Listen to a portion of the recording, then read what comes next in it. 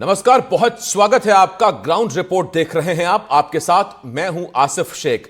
बुरहानपुर में 7 साल पहले रेणुका गार्डन में बना स्विमिंग पूल अब भ्रष्टाचार की भेंट चढ़ गया है। 1,49,00,000 रुपए की लागत से बना स्विमिंग पूल जनता के लिए खुलने की बजाय खंडहर बन चुका है। बुरहानपुर में 7 साल पहले रेणुका गार्डन में बना स्विमिंग पूल अब भ्रष्टाचार की भेंट चढ़ गया है। बताया जा रहा है कि बुरहानपुर के रेणुका उद्यान के पास 2017 में नगर निगम ने अटल बिहारी राज्य स्तरीय तरणताल का निर्माण किया था।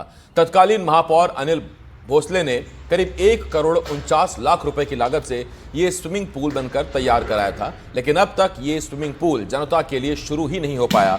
अब ये स्विमिंग पूल जर्जर हालत में है। इसे देखकर लगता है कि ये बड़ा गड्ढा या फिर खंडहर है। पुल के चारों तरफ झाड़ियां और उगाई हैं। जिले वासियों को उम्मीद थी कि जिले के लिए एक बड़ी उपलब्धि है। वहीं अब स्विमिंग पूल को लेकर कांग्रेस ने बीजेपी सरकार पर निशाना साधते हुए कोर्ट ले जाने की बात कही है। बुरहानपुर की बीजेपी से विधायक पूर्व मंत्री अर्चना चिटनिस ने भी इस मामले को विधानसभा में उठाया। इस मामले में नगर निगम के अफसर ये कह रहे हैं कि तकनीकी कारणों से स्विमिंग शुरू नहीं हो सकी है।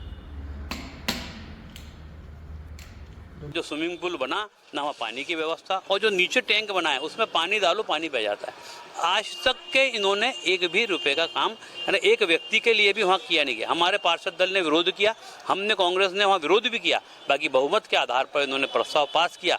हमारी ये मांग है कि जो वर्तमान विधायक विधानसभा में बात करती है, सांसद जी बात करते हैं, तो वहाँ बात करने के बजाय सरकार तुम्हारी, अधिकारी तुम्हारे हैं, आप दोषी अधिकारियों पे और तत्कालीन जनप्रतिनिधि जिन्होंने पेमेंट उस ठेकेदार का निकाला है उस पर कार्रवाई करे। ये जनता के बीच में ढोंग करना बंद करे। स्विमिंग पूल का निर्माण 2020 में कंप्लीट हुआ था और उसके बाद उसको जब पहली बार भरा गया, मुझे फाइलों से ज्ञात हुआ है, तो उस समय उसका जो पूल का जो टैंक है उसमें कुछ लीकेज होने की वजह से उसका पानी का लेवल मेंटेन नहीं हो पा रहा।